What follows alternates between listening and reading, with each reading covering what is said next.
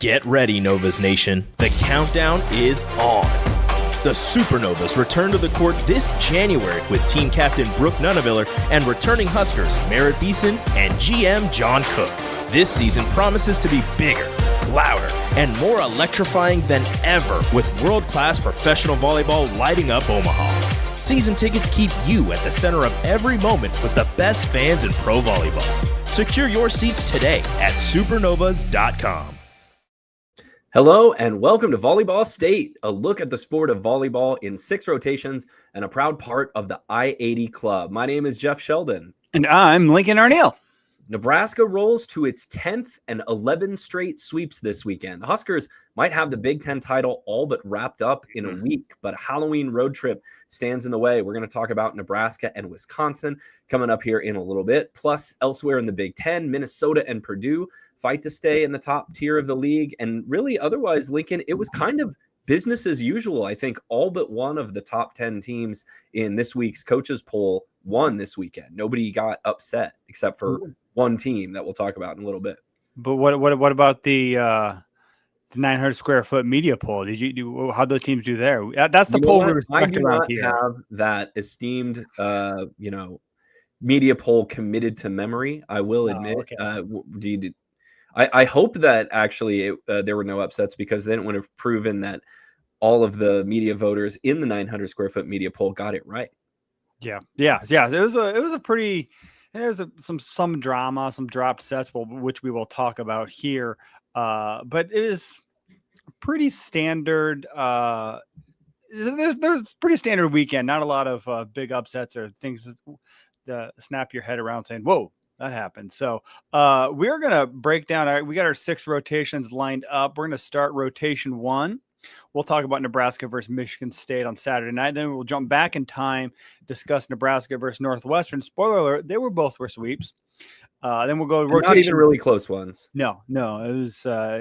It's getting challenging now to write recaps about these matches because they're all pretty much template at this point. Mm-hmm. Rotation 3, we'll take a look at what happened around the Big Ten. Rotation 4, we're headed to do some national matches of note.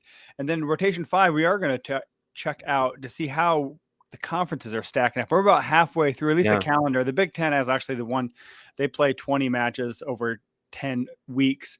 Everyone else takes bye weeks here and there, or maybe just one match per week. So we are we're halfway through the conference. We're halfway through the calendar, at least, and some conferences are actually halfway through their schedule. So we'll check in there, see who's in contention for title race, and then on rotation 6, we're going to look ahead. We got the big Wisconsin match for Nebraska on Halloween, and then a feisty Oregon team waiting for the Huskers back at home on Sunday. So there's our rotations. We got a great show coming up for you.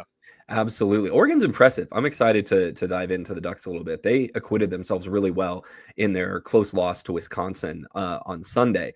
But first, we need to say thank you so much to our friends at Alumni Hall who are sponsoring this show and all of our shows this season. They are the ultimate Husker shopping destination. Alumni Hall has 2 brick and mortar locations. You can walk right in and browse their delicious wares. One downtown in Lincoln at 11th and P, and down at South Point Pavilions, that's 27th and Pine Lake Road. They've got more volleyball merchandise than any other competing retailer. I feel like we went through like everything on the front page of the website and all of the specials on volleyball late on Friday night after the Northwestern match. But, now that we're into cooler weather for the gentlemen, you're going to look into the Cutter and Buck Fleece Half Zip. It's going to, you can wear it to church. You can wear it out on the golf course. You can wear it to lunch afterwards, and then grocery shopping. At least that's a lot of times what my Sundays turn into. Also the Charlie Hustle Script long sleeved hoodie for the ladies. They've got Game Day Couture. They've also got youth clothing as well. So anything you want to stock up on for the holidays, we're going to save you 15% at Alumni Hall. If you walk in the store and you tell them that you're a Volleyball State listener, they will give you that 15% discount. Or if you're shopping online at alumnihall.com, just use the promo code Volleyball State, all together, all one word, and that will save you 15%. So thank you so much to Alumni Hall, the ultimate Husker shopping destination, for being a partner on this week's show. Rotation 1, it feels like just how many hours ago was it? Ling was like 19 hours ago. I said goodnight to you after we finished up writing at Nebraska, Michigan State. Huskers with their 11th consecutive sweep, taking down Michigan State 25-15, 25-15, 25-18. And if you take off your shoes and use your fingers and toes, you still run out of digits, I guess. 34 consecutive sets now that Nebraska has won, the longest streak going back to 2007. Yeah, that one stretched in the 50s. So this year's team's got a little more work to do before they start thinking about all-time Nebraska records. And they can't reach the all-time record this season of Penn State, which didn't lose in a set an entire year until they got to the national semifinal. So that record is safe, at least for this season. But they're getting on some historic territory here as well too. Yeah, absolutely. I mean, and we've talked about this a little bit when we were watching the match. Like, Nebraska can dominate teams and yet still kind of leave you wishing that they had played a little bit better. Nebraska hit 382 against Michigan State on Saturday, which any team would kill to hit. It actually raised their season attack percentage, which leads the country to 336, and that's the 11th straight match. So every match in this sweep streak, Nebraska has hit 300 or better. And Nebraska used a lot of moving parts on Saturday, switched the lineup up around a little bit, and still everyone was just putting balls away.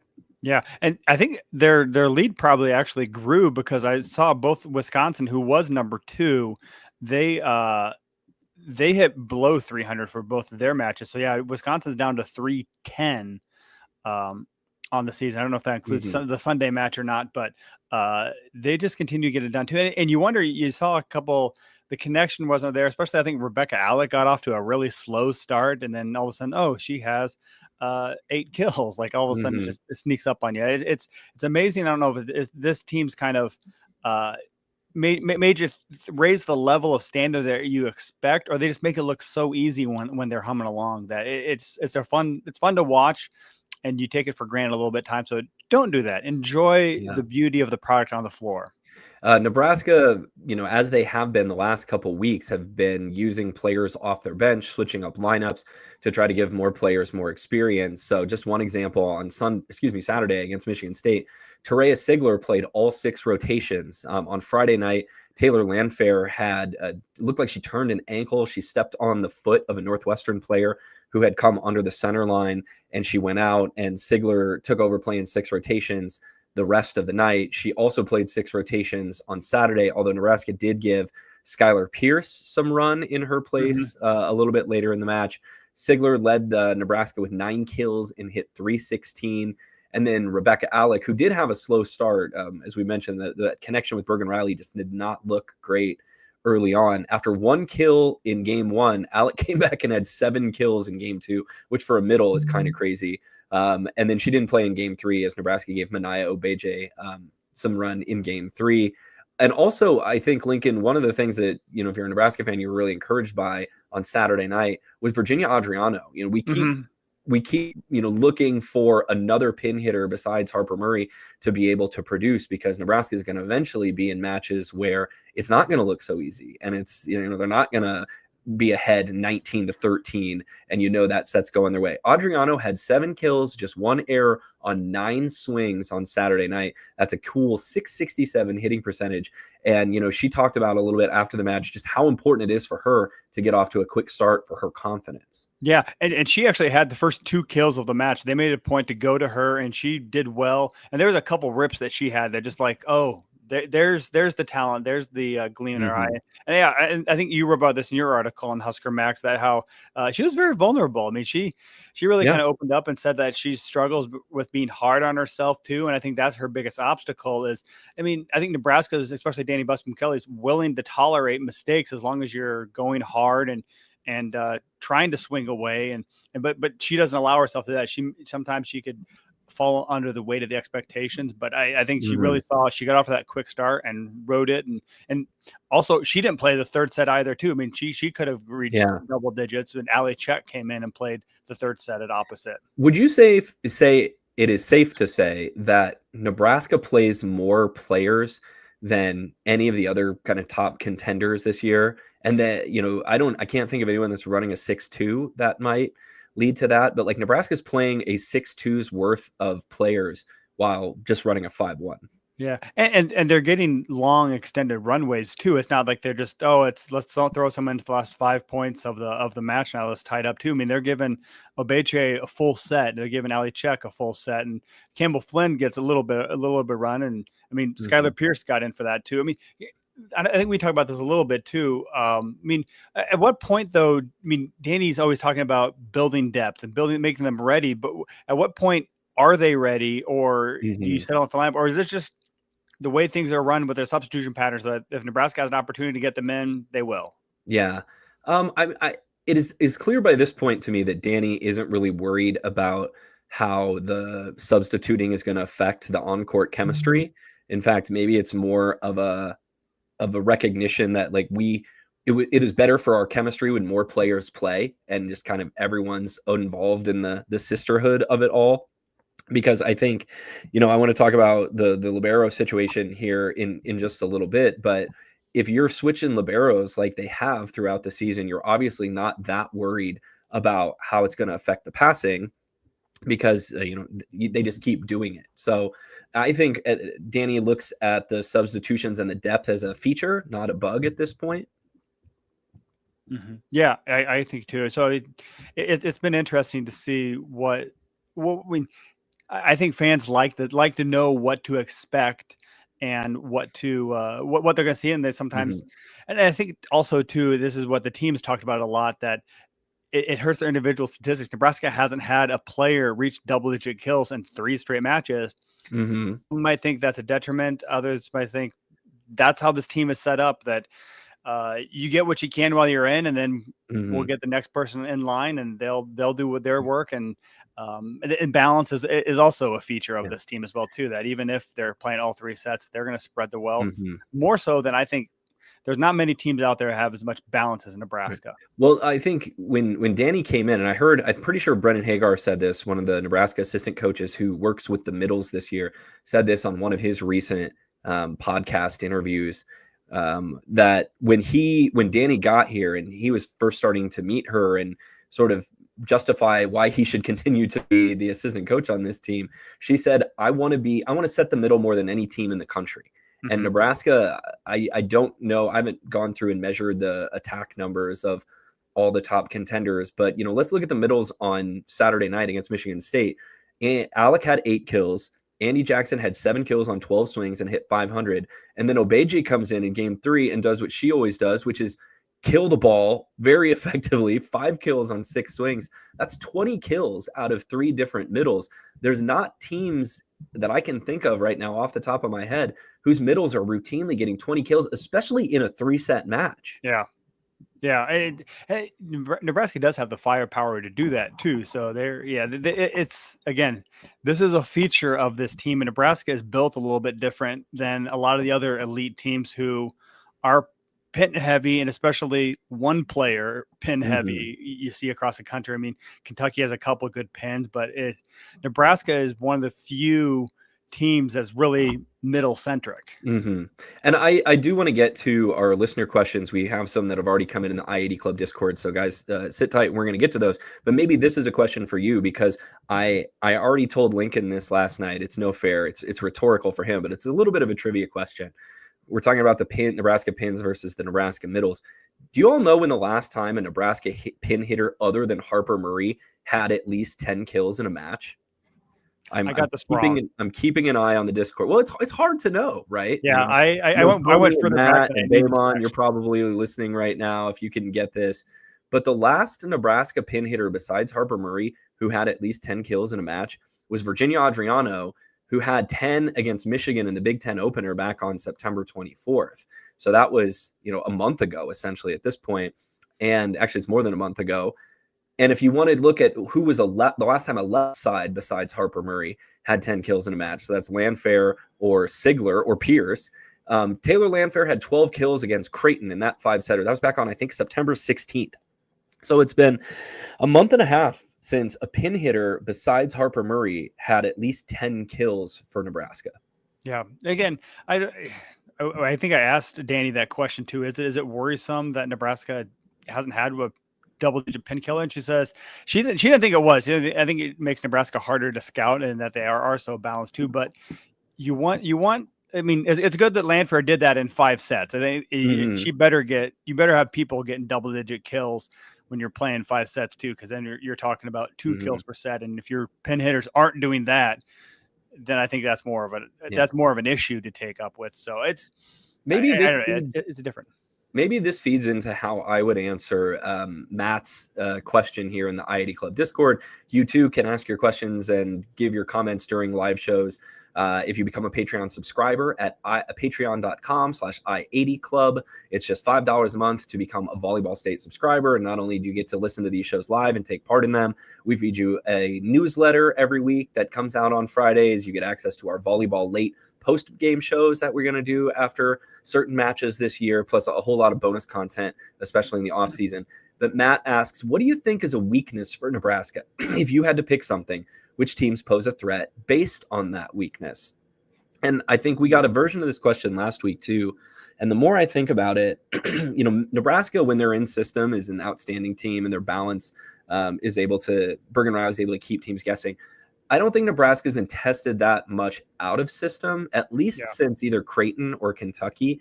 And so out of system, a lot of those balls are getting fed to the pins. So Virginia Adriano and Taylor Landfair or Terea Sigler have to become really out of system hitters. And I just don't think Nebraska has been tested in that way and had to flex that muscle that much for a while, because Nebraska is the best passing team in the Big Ten. They're often in system. And they're going to see a Wisconsin team on Friday night that's pretty good in the serve and pass game, who has sort of the ultimate bailout out of system hitter in Mimi Collier. And Nebraska might, that might have to be Harper Murray, or somebody like Adriano or Landfair are going to have to take some big out of system swings and find some hands. And I also don't know that Nebraska's second touch setting when it's not Bergen Riley is all that great. Yeah. When someone like Mauk or Choboy have to bump set, that didn't look that great last night. Trap set some hitters. So maybe that's, if I was going to nitpick on a thing that I think Nebraska might have a weakness on, it's out of system play. Who agrees with you is Danny Busman Kelly. Because we asked her that during the press conference. I think it was an article for the article that you wrote on Wednesday about, is it the best Nebraska offense ever?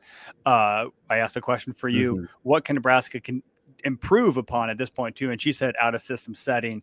I mean, those two. But that's on almost every team too. Yeah. That is not a common wish for a coach to want to improve on. Yeah, and I think the libero often does take that second ball touch, but probably the best out of system setter is Rebecca Alec, living her dream as a setter. Her other level, her twin sister is a setter.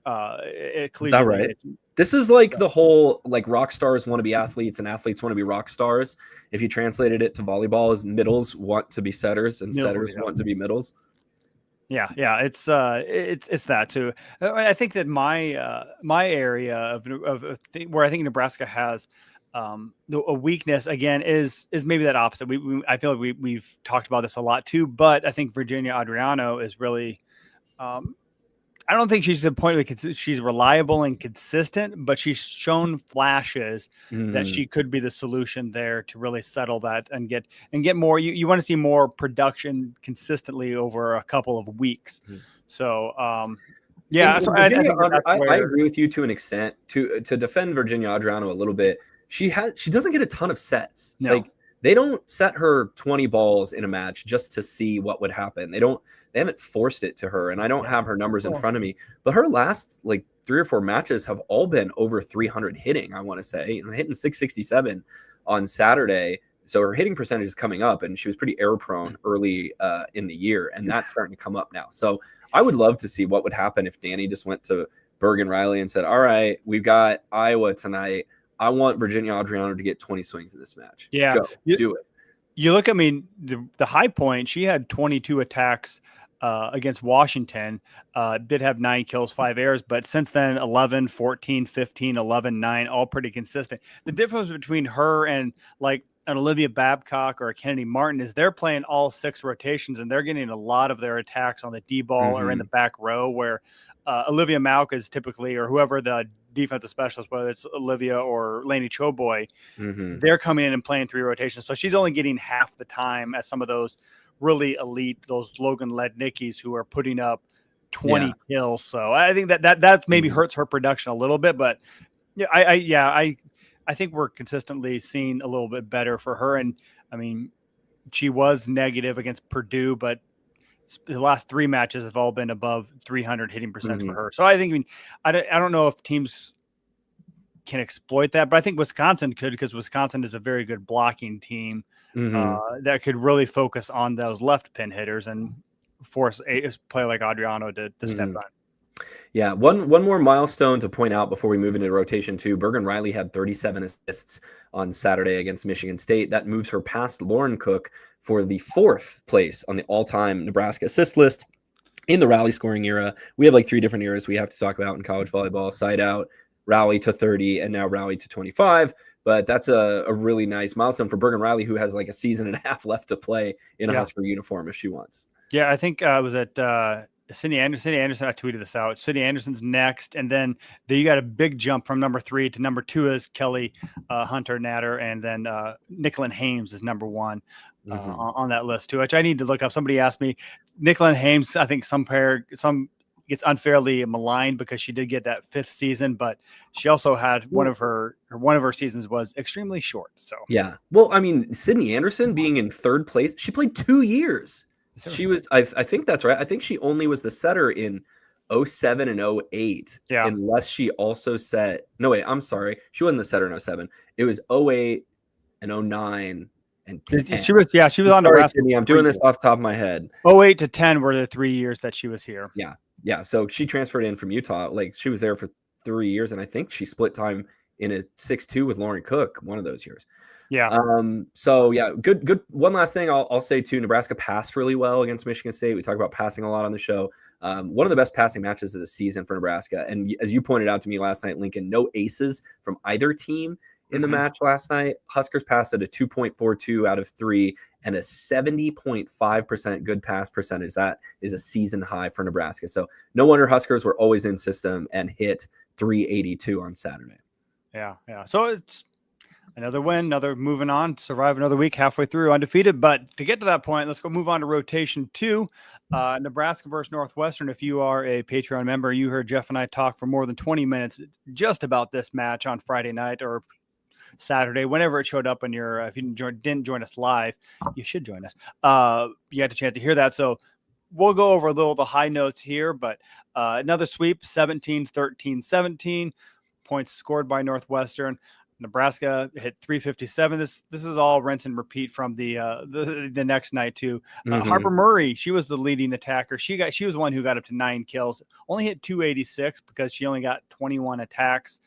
And I thought, Rebecca Alec and Trea Sigler. Sigler played a lot more this match, and I think they made a point to go to her more in the back row. They both had identical lines of 7 kills, 2 errors, and on 12 attacks. So, and then Virginia Adriano, another good night for her. She had 5 kills on just 11 attacks. Not a lot of action, but was productive. Yeah, and we already had mentioned that Taylor Landfair left this match early in game 2 after twisting her ankle. Danny said on Saturday night after the Michigan State match, the Landfair would have been available if Nebraska really felt like they needed to press her into service, but they didn't. I imagine she's going to be back out on the court on Friday night against Wisconsin because she's going to need to be blocking up at the net with Mimi Collier and the Badgers.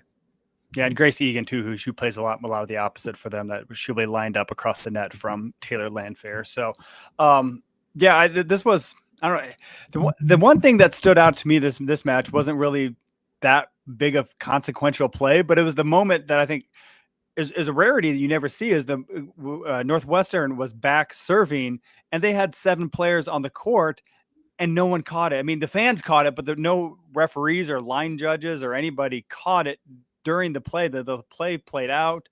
It was and didn't the server run off the court? Yeah, it was right El Nadi. She served, realized what was going on, kind of retreated, stood by her coach for a second, and then went back on. She was on the court for a second or two, then kind of retreated, and then sat down on the bench. And Bergen Riley took care of the semantics and had a nice little setter dump kill. Found the gap in the floor coverage to end that as well too. We have never seen that before, and I guess we found out later that Wisconsin or Northwestern wasn't penalized for that because Nebraska won the point. Had Northwestern won the point, the officials would have overruled it and given the point to Nebraska on an out of rotation call. But still, I've watched volleyball for a long time. I don't know if I've ever seen too many players out on the court. Yeah. Oh, I did some internet sleuthing and research. There was a match between the Netherlands and the Dominican Republic, which features the Love Omaha, Love Nebraska setter Laura Dykema was actually on that they had 7. And that one, the referees actually stopped mid-play and they gave someone a red card on that. I think it was the coaching staff or someone from the Netherlands got a red card, which means they award a point to the other team for that too. So I did find one other instance, but again, with so many eyes on it, and it was confusing too because Northwestern was running a 6-2. They had 2 liberos. One was like a passing libero. One was a defensive libero. So there were just a lot of players going in and out, a lot of moving parts that were going on, and it was unpredictable and a fun moment. But Nebraska won the points, so let's see a little history there. They just let it slide. Anthony, I'm sorry I didn't see your comment. Thanks for making this. Back when we were talking about Mania Obeje in the Michigan State match, Anthony says Mania is producing in one set what most middles aren't able to do in an entire match. That is true. We joked a little bit on Friday that maybe Nebraska is just trying to get Obeje enough attempts to qualify for the Big Ten leads and things, because if Mania Obeje had enough attempts to qualify, she would be leading the Big Ten in attack percentage. She's hitting over 500 on there. I don't have her exact numbers in front of me, but it's like 530, which would be leading the Big Ten and I believe leading the country as well. Yeah, she actually had a little bit of an off night and only hit like 375 or something like that against Northwestern. Yeah, she had 375 against Northwestern. For the season, she's hitting a cool 529 with 40 kills on 70 attacks. So it was a good match for her because she was at one time committed to Northwestern before they went through their coaching change, but now she's a Husker. So one other thing that we kind of mentioned this during the last rotation, we didn't dive too deep into it, is now we've seen Lainey Choboy start for the last couple of weeks at libero. I don't mean 4 straight matches. Yeah, Danny will say that it's week to week based on how they practice. But what do you think has allowed Lainey Choboy to win the libero job and kind of retake it? Because she started in it, and then Mauk had a good run, and now it's back. The jersey's back to Mauk, and Choboy. Well, let's take a look real quick. First of all, I mean, she's doing a good job. Choboy is. What did she pass? She passed a 2.5 on Saturday night against Michigan State on 12 receptions, which is really outstanding. And she's passing. Man, how do I say it? Passing passively. She is doing a solid enough job passing, and we know that her real strength is floor defense. Like, she is the athletic one. I mean, Mauk's a good athlete too, but Choboy's a really explosive athlete. It seems like she's everywhere. She reads the game really well. And so one of our listeners, when I put the question out on social media of like, they're not just playing around, right, with Choboy as the libero. When you're starting 4 matches in a row, you've pretty much won the job. That is a regular thing now. And so I wonder why the switch was made. And they said that Danny had given some interview that I didn't hear, where she said that against teams that have big outside hitters and they want defensive presence on the floor, that's when they're going to go with Choboy. But on teams that can really pressure you serving, that's when they're going to go with Olivia Mauk. So I'm interested to see. Michigan State's a pretty good serving team. Danny said they were one of the better serving teams in the Big Ten. I know Wisconsin is a pretty good serving team as well, who they're going to see on Friday. So, like, would you make a change after going 4 straight matches with Lainey Choboy as the libero? I mean, Nebraska has 2 really good players that I think most teams would be very jealous to have. But it still, to me, is not a situation I'm used to seeing when you're trading your liberos kind of throughout the season. Yeah, and during the last 4 matches that she started, I mean, Choboy is passing to 2.22, which is really is second among players that are actually getting. There's only 4 players who do a lot of serve receive. It's Sigler, Choboy, Murray, and Mauk.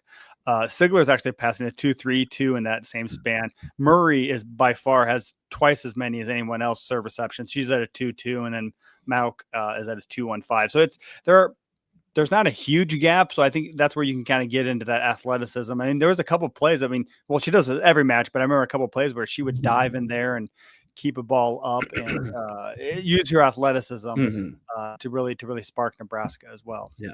So, I mean, if you haven't if we haven't established this in the first half hour of the show, Nebraska is really, really good. And they're on kind of a historic heater right now. And we're going to talk about Wisconsin here in a little bit. But I do want to get to Matt's comment, because this is something that I think you and I have talked about a little bit on the show. And I've talked about it just offline with people who follow Nebraska volleyball in real life. And Matt says it's starting to feel like anything but a national championship will be a disappointment. So I'm trying to temper my expectations by figuring out how Nebraska might not be good.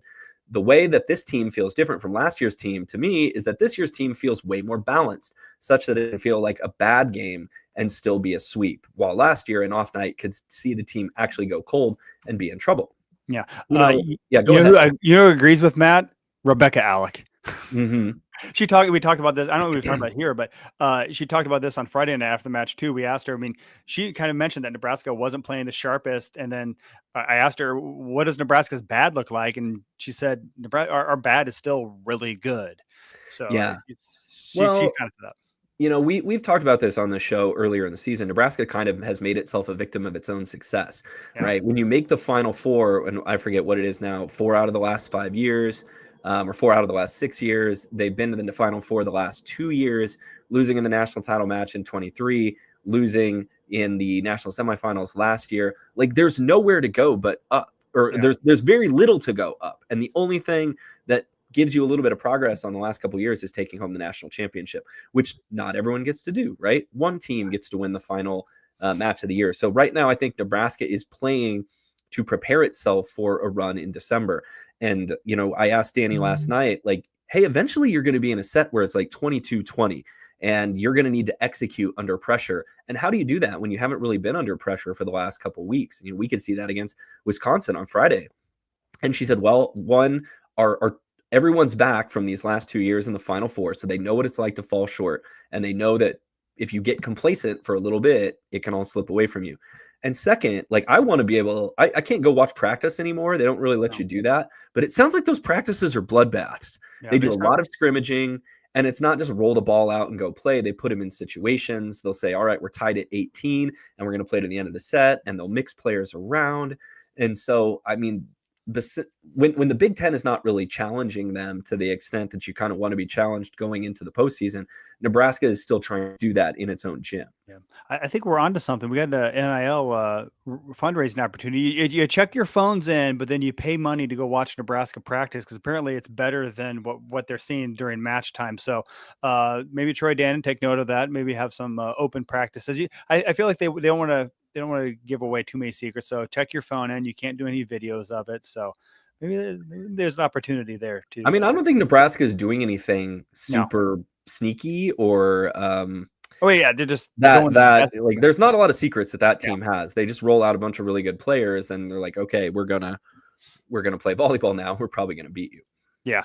So I agree too. I mean, I think Nebraska would be disappointed as well too if they got their hearts and minds set on a national championship. Like you said, coming up short the last couple of years, having match point in the semis and then making the title match and getting thumped by Texas. But so I think Nebraska players would be disappointed as well too. But I think that this is one thing that I want to appreciate, and maybe this is something that's hard to do right now too, because every match is a sweep. It's dominant. This team is good. Enjoy watching the domination of the journey. And that's the problem. I think sports is kind of like, how'd the season end? Is it a success or failure? Do you win a championship? No, your whole season's a failure. Like, enjoy this. I mean, this is a team we'll talk about a little bit, is well on their way to possibly a third straight Big Ten title too. That's quite the accomplishment, and not an easy league to do that in. So enjoy this, enjoy the journey.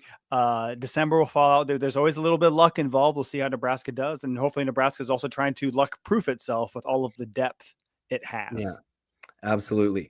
Let's move into rotation 3, looking at the week that was in the Big Ten Conference. You know, we talked about Nebraska. Looks like they are on their way, at least right now, to win a third straight Big Ten championship. A couple teams are doing their best to keep pace with Nebraska and at least put themselves in position to take advantage if the Huskers do stumble somewhere along the way. Yeah. Friday, number 20, Minnesota, which had an up and down weekend. Their up came on Friday with a 3-1 win at number 3, Indiana. So Lincoln, it looks like Indiana Indiana's coming back to earth just a little bit from a really good non-conference schedule. Minnesota still, they have all those injuries, but they can still hit the cover off the ball. They hit 412 against Indiana on Friday, led by their star, Julia Hansen, who had 17 kills.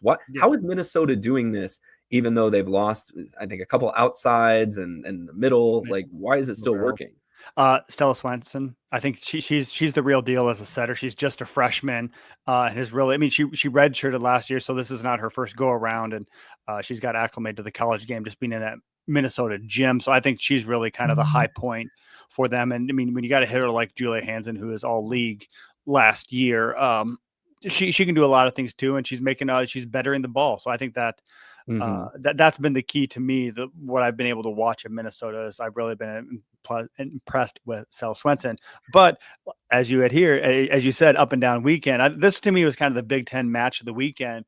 Hopefully you kept those Big Ten Plus subscriptions to watch number 11 Purdue taking on number 20 Minnesota.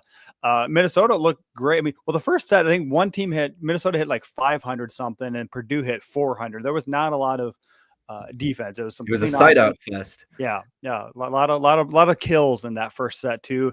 Minnesota also won the second set, but then Purdue changing up a little bit. Grace Heaney, Elkhorn North graduate, and Kenna Woolard rallied the Boilermakers and then come back and get a sweep. It was Minnesota was actually up 9-3 in the fifth set. Looked like they were gonna right their path, but Purdue chipped away. Minnesota actually had a match point. They had one at the end of the third set. Yeah, they had a match point in game 3, and then had match pointing in the fifth set, 14-13, and then Purdue ended up winning that fifth set 18-16. Those are the heartbreakers when you have a match point and can't close it. I mean, 9-3 in the fifth. That's shades of like the 08 regional final where Nebraska trailed Washington, I think.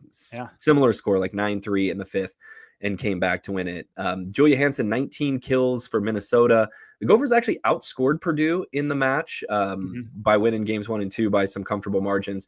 And then the Boilermakers won a pair of deuce games in their comeback. So 23 kills for Kenna Woolard, Grace Heaney, 22 kills. That's sort of the 1-2 punch that you're going to get with Purdue. And they punched hard enough to take down Minnesota. Yeah. Then it was Wisconsin's turn to go on the West Coast swing. They dropped a set at Washington, but took care of business. Mimi Collier did what she does. 25 kills at 408. Grace Egan, actually, she's just working her way back. I can't remember if she played. She played last weekend. Yeah, she played. She played last weekend a little bit, but she looked more like herself this weekend. She had 8 kills at 538. She missed like a month. Yeah, she was out for a month too. So they're getting back healthy. They hit, again, like I mentioned before, they only hit 246 for this match. And then the second half, the homecoming for Mimi Collier, who spent her first 3 years with the Oregon Ducks. She was playing against the Oregon Ducks on Sunday. This was the other Big Ten match of the weekend. And I want to whine about this for just a second.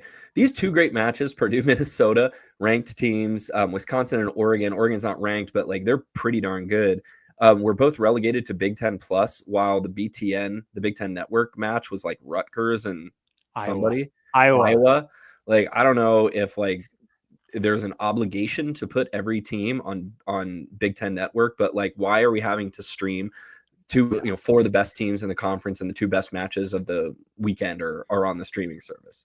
Yeah, I mean, I think I went and looked. Every team is shown on national television markets at least 3 times, including Rutgers as 3 times. This is one of their 3 matches that is televised. So it's a struggle, but I think this is also where Nebraska fans are spoiled. When their matches are on Big Ten Plus, like they was on Friday night, you get Larry Putney and John Cook, because it's also being aired on Nebraska Public Media, where most other schools have student broadcast, and the production quality isn't as high. So I think it's well worth the investment. Just invest in Big Ten Plus. It's fine. It's you turn the TV down, the radio up when you need to, but it's good. But let's go back to the match. Yeah, this was a great match. Yeah. Wisconsin pulls it out against Oregon to finish off a 2-0 weekend in the Pacific Northwest. They win it in 4. All 4 sets were close. 3 of them were deuce games, so decided by the minimum 2 points, and then 1 was a 25-22 set. Oregon was actually the first team in the red zone to reach 21 points in each of the sets, and yet still lost. And Lincoln, one of the big reasons why is once they got into 20-point territory, they just couldn't serve. Yeah, they missed 8 serve. They missed 18 for the match. 8 of those came late, including I think they gave up one of the set points.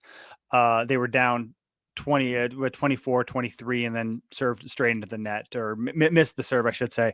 Yeah, so I think they serve very aggressively, but also very erratically too. And you don't want to necessarily tighten up and get too conservative when you're in that red zone, but the match was there for the taking. They reached 20 points. They got to 21 points, the first team in every single set. So it was they had their defense. Chance. Defense is part of the game. Trust your block and defense. You don't need to miss serves on set point.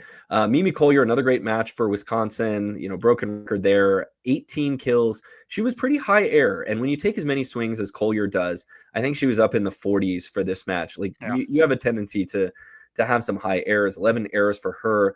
Una Viagic, the redshirt, I think she's a redshirt freshman for Minnesota.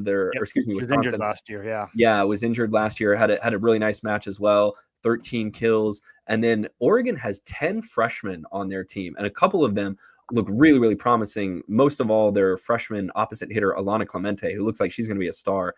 She and Sophia Myers each had 17 kills for Oregon. They went swing for swing with Wisconsin and just could not pull it out.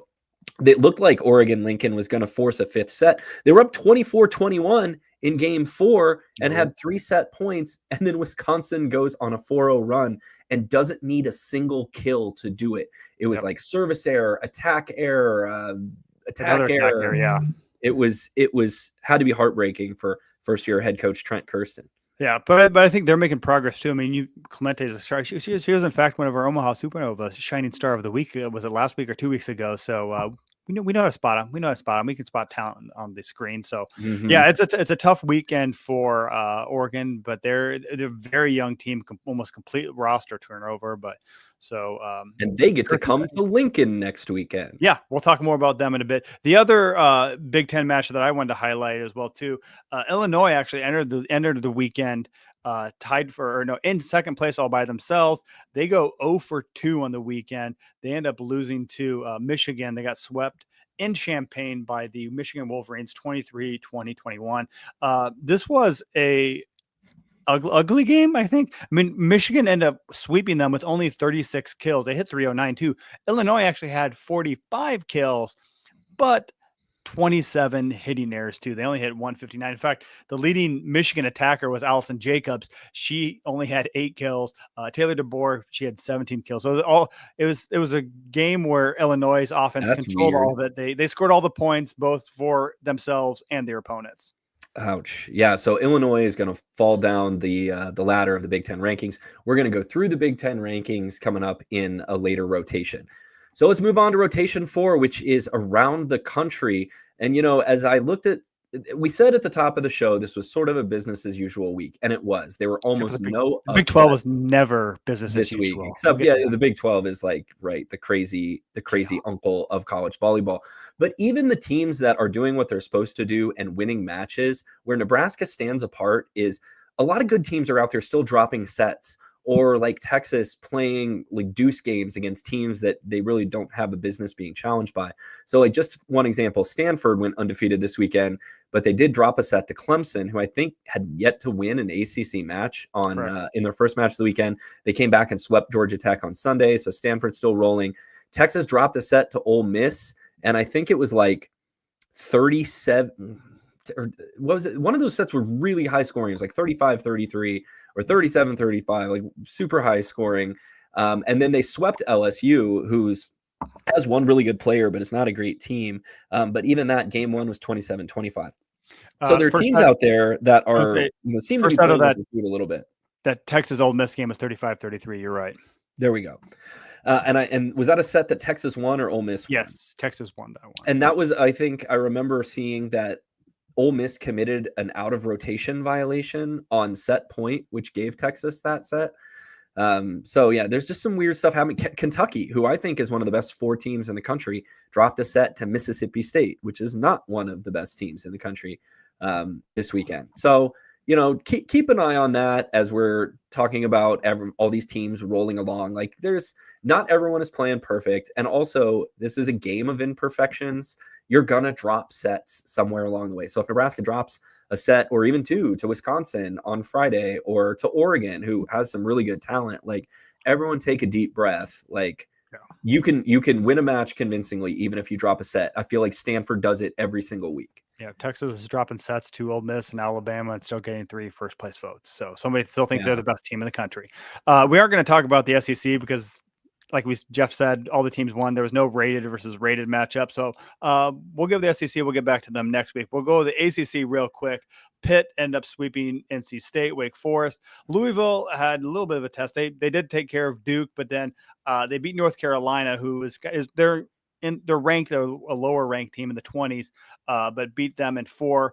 Louisville had to do a little work in the 4th set to make sure they didn't go to that 15-point sprint. They closed on a 4-0 run to finish off the Fighting Tar Heels. Yeah, they trailed up into the 20s until they put put North Carolina away late. But now let's go to the fun, messy conference, the Big 12. This is great. So this all started on Friday. Kind of the fun started on Friday. Kansas State went into Allen Fieldhouse and upset number 14 Kansas in the Sunflower Showdown in 5 sets. The big maybe player of local interest here, Lincoln Southwest grad Shaylee Myers, who's a really good pin hitter for Kansas State, had 15 kills on 67 swings. Papio South grad Ava LeGrand is also Kansas State setter. She had 33 assists and 15 digs and 6 kills in that one. So this was not a super attractive match. It was a lot of errors and a lot of defense. The teams combined to average, I think, about 10 kills a set. And then between the two of them, they only had 10 combined kills in the 5th set. Yeah. But K-State ends up pulling it out, which is a really big win, I would say, for K-State's NCAA tournament hopes. Yeah, I forget. I don't know the exact percentage, but it was like 109 to 120 hitting percentage. Neither team was very efficient with their with their hitters. And then it was kind of other teams traded. So Kansas State. They actually also another big win for them. They swept TCU on Wednesday. So the chaos was going on all weekend long. Sorry, Kansas swept TCU. Rough weekend for TCU, by the way. Yeah. They came in the week ranked at number 9-10, so they were right on the 10. Yeah, so they were number 9 in the media poll. There's your media poll. You got it wrong. They had them higher by 1 spot. Well, but Kansas, you're going to drop them, right? Because they went 0-2 this week. I got to work on my poll on Sunday night. Well, we'll get that figured out. But Joanna Zelanovic, she had 14 kills at 2 aces. And Kansas actually hit 320. So, but TCU also lost to BYU at home in Fort Worth. So Suli Davis, who is a freshman, she had 20 kills on 52 swings. So I was wrong about that. You don't got to rub my face in it. Suli Davis is a freshman. Yeah. But huge match for her. 20 kills on 52 swings. BYU's ranked number 17, and right now in the Big 12, it seems like it's kind of Arizona State and then Colorado and everyone else. Like BYU with win like that at least keeps within striking distance. But BYU lost to Baylor on Thursday. This is the chaos of the Big 12. I mean, if you can go 2-0 in a Big 12 week, you're doing something. They lost 15-8 in the 5th set to Bailey Warren was a hero for the Bears with 27 kills. And I mean, Suli Davis had another great match. She had 21 kills with that too. So that's the chaos of the Big 12. You beat Baylor, then you lose to Baylor, then you beat TCU, and you think according to the rankings, it should have been the other way around. Yeah, Arizona State is the top of this of the heap right now. They're undefeated in the Big 12. I believe they're 8-0 right now. They got a big territorial cup win over in-state rival Arizona on Saturday. They won in 4. Arizona State hit a toasty 387 in that match, and they've got a player on the outside, Bailey Miller, 19 kills and hit 432. So right now it seems like the Big 12 might come down to this November 15th rematch between Arizona State and Colorado. Arizona State won the first match between those two. Colorado, kind of the surprise team of the Big 12. They were not who we picked in our preseason prognostication show to challenge for the top of the Big 12.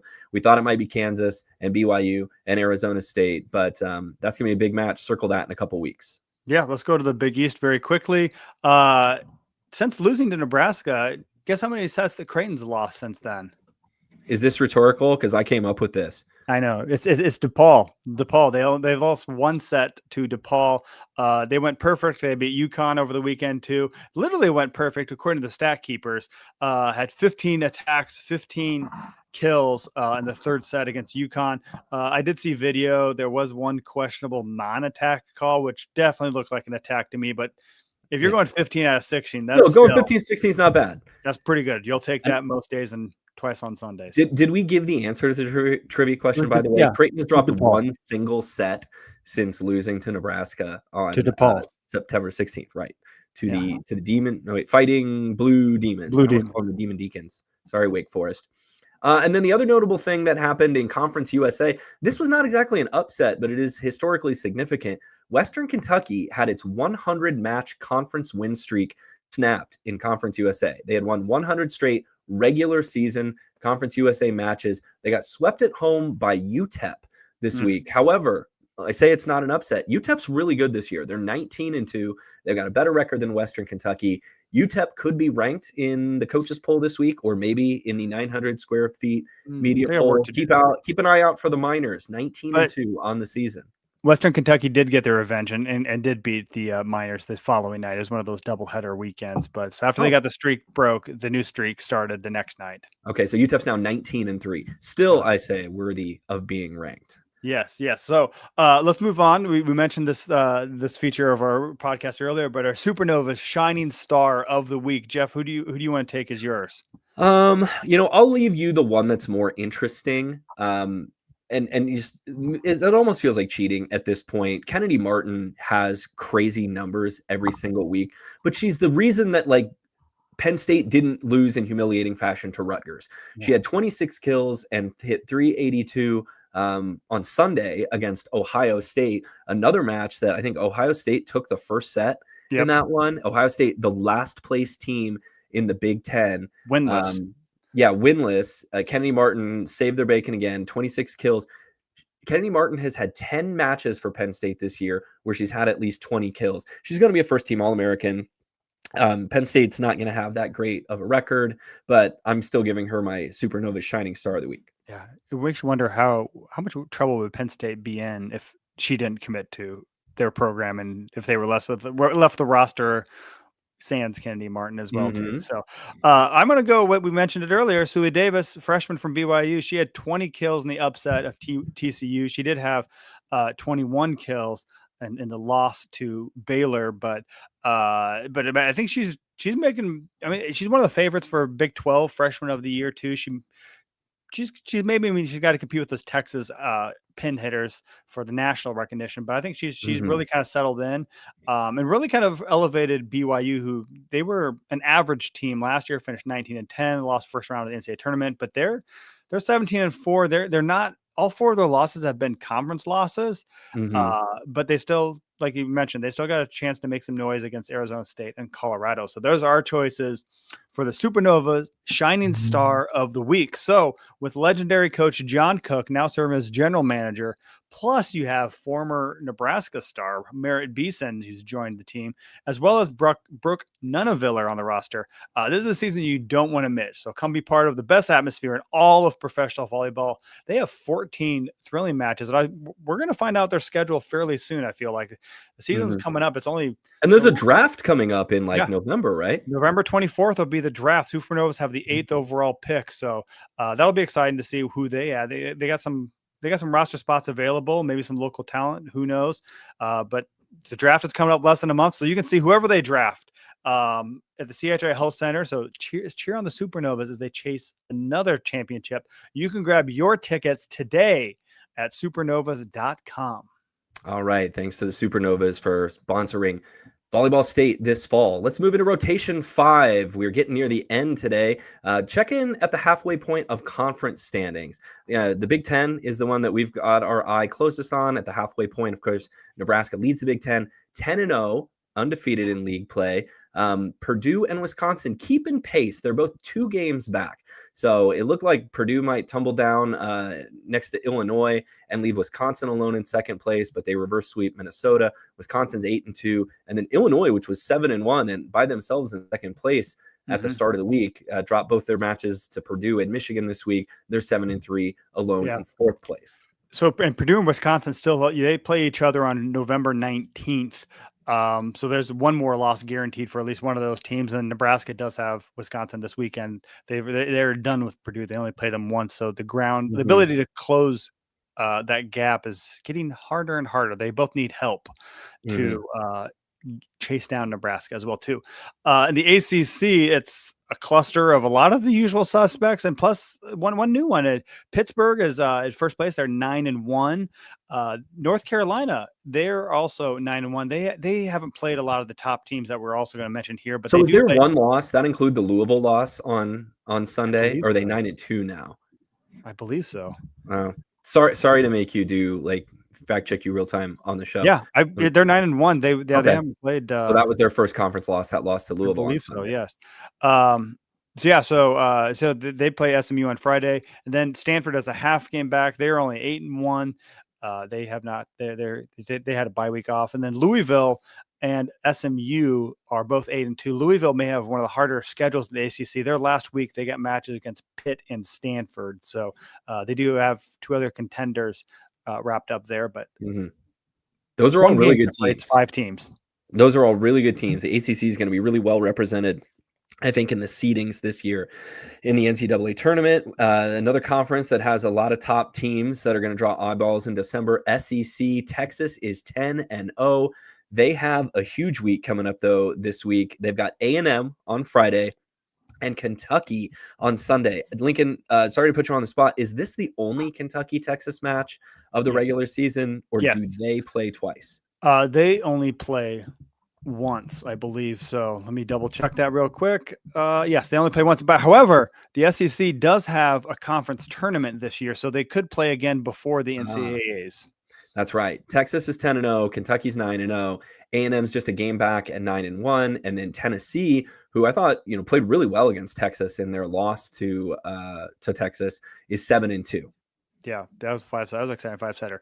Then we get to the Chaos Conference, the Big 12. Like we mentioned before, Arizona State, they are out in front. They're 8-0. Colorado has been the real surprise. They're 9-1. So they technically they're officially, I think, tied with Arizona State, even though they have 2 more matches they've played, but they do have 1 loss. And then you drop down a little bit of a gap between Baylor, Iowa State, TCU, Kansas, all have 3 losses. Baylor has 6 wins. The other 3 all have, Baylor has 7 wins. The other 3 all have 6 wins.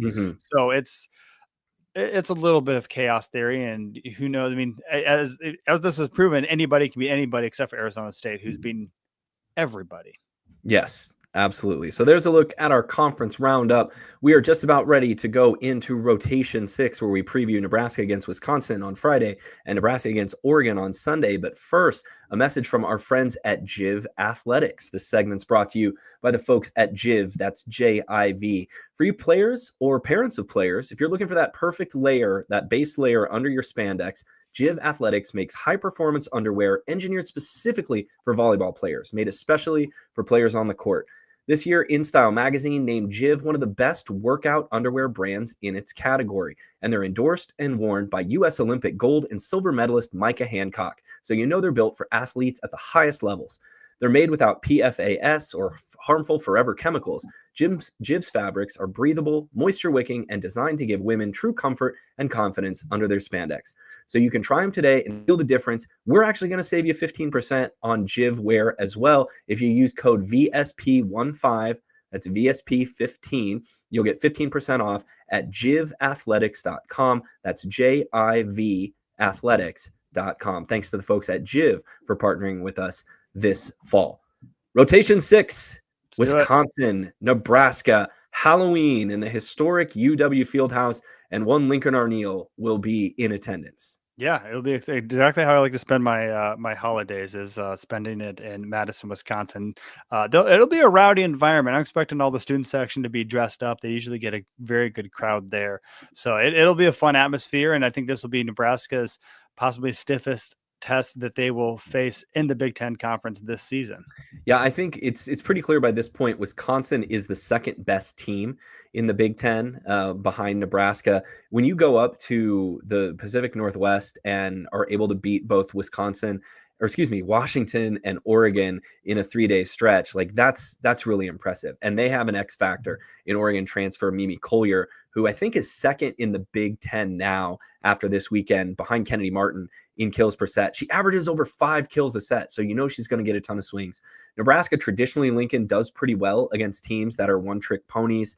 She's got double-digit kills in all but one match this season. But Wisconsin does have a couple other players who could maybe offset some of that focus on Collier.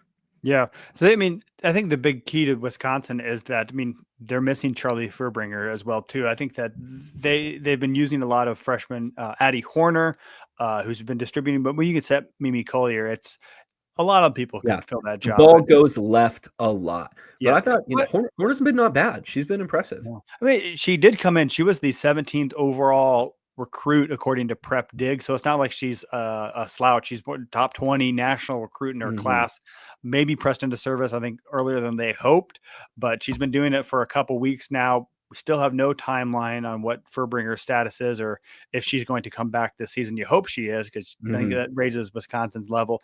But I mean, besides Mimi Collier, you mentioned the other options that they have. Carter Booth, she's 6'7", so she's big, has a big presence. She's a lot better blocker than she is attacker, but she's still, I mean, she was second in the Big Ten in attack percentage. I think that went down because I think one of the matches this weekend, she hit 0, but she only had 3 kills and 3 errors, but not a high volume attacker, but she can go off for. Wisconsin doesn't run their middle like Nebraska does. No, she did have like 8 or 9 kills against Oregon, so she's a threat to be monitored and making sure that you're taking account of where she is. Also, Wisconsin, we mentioned earlier, has recently gotten back sophomore outside hitter Grace Egan, who transferred in from Ohio State this offseason. She missed about a month with a knee injury against Florida. And then I had the pronunciation written down earlier, Bagajic, had a good match on Sunday against Oregon as well. So if Wisconsin can just get a little bit of help for Mimi Collier, they can be really dangerous. Kind of the difference between Wisconsin and maybe some of the other Big Ten teams that Nebraska has played this year is Wisconsin's really good offensively. They've got a team attack percentage of over 300, so they're top 10 nationally. They're also really good in serve and pass. So they're the second best passing team in the Big Ten behind Nebraska. They're really good defensively too. Nebraska leads the Big Ten in opponent attack percentage. Wisconsin's number 2. They're second in blocks per set. They block a lot of shots, and no team has hit above 300 against Wisconsin, and that includes teams like Texas and Penn State. Yeah, so we had a question come in the IAD Club Discord. Tony goes, "Is Nebraska gonna?" Well, let's see. Tony's first question. Wisconsin hasn't allowed a team to hit over 300 yet this season. Will Nebraska's offense be able to continue their dominance on Friday and be the first? If they do, it's sure a good sign, huh, Tony? But I don't necessarily expect that. The last time Nebraska hit below 300 was in that 5-setter against Creighton, where they hit 250. You know, if Wisconsin can serve tough and make Nebraska be reliant on their pins, you know, that block can slow Nebraska down a little bit. Yeah. So it's going to be a tough match. I'm not going to sit here and for the sake of fan service say that this will be another steamroll. I could see Wisconsin doing things to give Nebraska problems. I do think Nebraska is still favored to win this match. Definitely. And I think this is where I think Nebraska's offensive diversity really helps them, because you Carter Booth is big, but she's not necessarily the quickest quickest lateral movement too. So if they can get both pins involved and make her freeze for even just half a second of not knowing where the ball is going to go, whether it's either pin or up the middle, I think that'll be to Nebraska's benefit. I would not be surprised. I think that Nebraska is prime. You saw what a team like Oregon could do, which has a very athletic hitters and runs a little bit quicker tempo. What they can do. So I think that the key is really being aggressive and doing that too. So I mean, I think to do that, you need to pass well and keep keep their block guessing. Absolutely. I think another key to this match is Berg and Riley being aggressive at the net. We saw this over the weekend, and I'm thinking specifically of a couple times against Michigan State on Sunday, where she just went up and was really selective but aggressive with attacking on two. And if you can do that and hold that Wisconsin block just a half second longer on you before you send the ball somewhere else, that's going to help Nebraska. So we've seen Bergen Riley get more aggressive offensively with her own attack throughout the year. I think she probably needs to have a couple of attacks per set, like maybe 2 or 3 each set, just to keep Purdue off balance, whether they fall or not. And then, Nebraska's supporting cast needs to step up, just like they did against Purdue, just like they did against Michigan in the first match. We are still waiting for one of those big, Adriano or Landfair or even Terea Sigler matches if these balls come out of the back row. And that presumes that Harper Murray is also going to have a good match. Yeah, these are the moments that Harper Murray lives for. I will say, going back to the Bergen Riley point too, the one thing that really helps her, I think this is what helps Lainey Choboy lock down the libero spot. She is really good at delivering the ball in a spot where Bergen Riley can do something with it. I think more often than not, I feel like when Bergen goes for those second touch attacks, kills, dumps, whatever you want to call it, it's from Choboy. She puts it on a platform right close to the net where Riley can read it and also put it down. Absolutely. So that's Friday night, Halloween, Nebraska, Wisconsin. That's a later start, right? That's 8 o'clock Yes, on 8 p.m. Big Ten Network. Then they skip ahead to Sunday. Huskers are going to come home. Oregon's going to come to town. This is an early start on Sunday, 1 o'clock at the Devaney Center, John Cook Arena. This match is also on Big Ten Network. Oregon is, 4-6 now, I believe, after dropping the match today to Wisconsin, and 13-7 overall. This is a team that Trent Kirsten had to kind of rebuild from scratch when he got there after Matt Ulmer left to go coach Kansas. He has 10 freshmen on this team. They're very young, but they've got talent. They've already beaten Minnesota and UCLA this year. Trent Kirsten came over from Loyola Marymount, which was a good program. They serve very aggressively. Sometimes that doesn't work out, like when they committed 18 service errors on Sunday against Wisconsin. But the player to keep an eye on for Oregon is one heck of a freshman opposite hitter, Alana Clemente, who's averaging over 3.5 kills a set, had 17 on Sunday against Wisconsin. Yeah, you mentioned the complete roster turnover. They had one player back from last year's, and she was a defensive specialist too. So hit the transfer portal, got some commitments. I think he brought some players with him from Loyola Marymount, got some international players, got Valentina Valette, she was one of the most dangerous servers last year when she played for Michigan too. She has a little jump topspin serve. So we'll see what Nebraska has to do. But I think serve receive is going to be key for this match, because I think once Nebraska gets into it, and if Nebraska can do what it wants to do, Oregon's going to have a tough time defending what Nebraska's offense is capable of. In the I-80 Club Discord, Matt asks another question, says, are volleyball teams struggling like football teams are with traveling across multiple time zones? I think it hurts everyone. Nebraska hasn't really had to do it yet this year because their West Coast trip comes in a couple of weeks against USC and UCLA. But, Oregon has to come across 2 time zones. That match on Sunday is going to start at 11 a.m. Pacific time. So we'll see if the Ducks are ready to go. And they also play Washington on Friday night. So they will have a definite quick turnaround. And that's an 8 p.m. Pacific start time. So they're starting at 10 o'clock Central. And then I imagine they'll probably fly out Saturday morning. And then this match for them, according to their body clocks, will be at 11 a.m. So it'll be, I think it'll be more challenging for Oregon and those teams coming east than going west. Because Nebraska's playing at 8 o'clock in Central Time Zone against Wisconsin, so they're used to playing at random times and all over the map. So I think the challenge is those Western teams coming east, especially a split weekend like this. All right, man. If we're gonna do volleyball late on Friday night, that was gonna be a late start. That'll be like 10:30. Well, everyone eat some candy, get hopped up on sugar, and stay up late with us. So you borrow some of your children's candy. It'll be a great time. I think this will be one of our better episodes of the year too. So. Absolutely.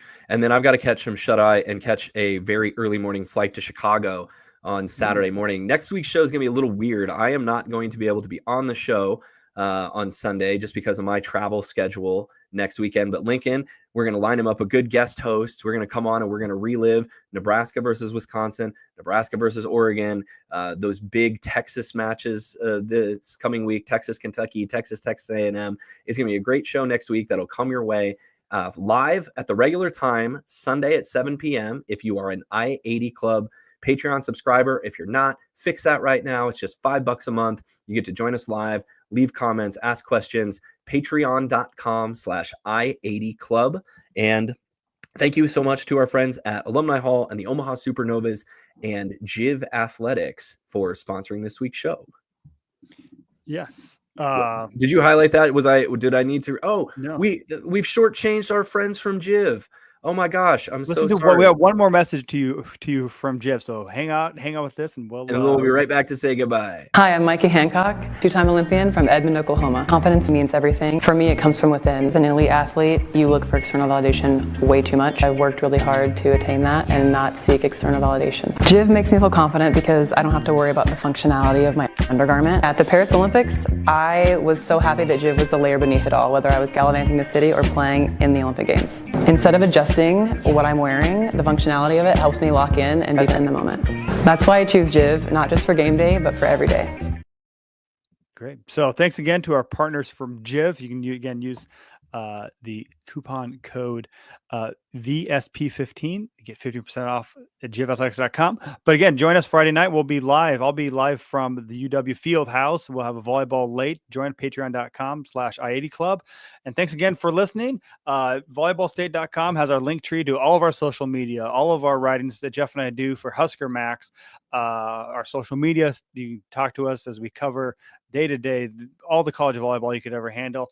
Also, you got any questions or comments, email us at volleyballstate@gmail.com. But that's all I got for this week. Jeff, you got anything else? Nothing else. Have a great week, everyone. Thanks for living in the Volleyball State.